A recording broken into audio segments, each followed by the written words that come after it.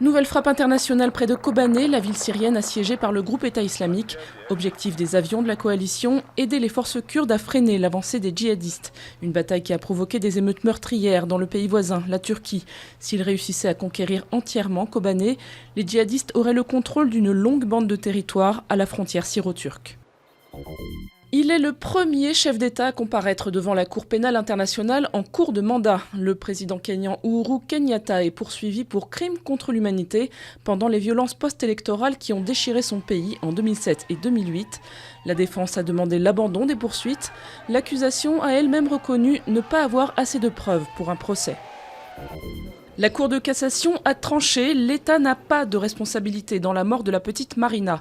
La fillette, alors âgée de 8 ans, avait été tuée en 2009 par des parents tortionnaires après un signalement au parquet classé sans suite.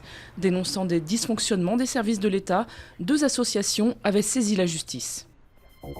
32 milliards de dollars, c'est selon la Banque mondiale le coût potentiel d'Ebola pour l'Afrique de l'Ouest d'ici fin 2015, si l'épidémie s'étendait hors des 3 pays touchés. Alors que le bilan humain est déjà de 3500 morts, l'inquiétude est montée d'un cran en Europe après la découverte en Espagne d'un premier cas ayant contracté le virus hors d'Afrique. L'Organisation mondiale de la santé se veut malgré tout rassurante. Selon elle, le risque de propagation sur le vieux continent est extrêmement faible. Prendre un verre dans un pub à Londres, c'est totalement surfait. Pour boire un coup, la dernière tendance, ce sont les anciennes toilettes publiques transformées en bars. Une aubaine pour la municipalité, trop heureuse de voir des sites abandonnés ainsi reconvertis. Un endroit rêvé pour tous ceux qui ont une envie pressante d'originalité.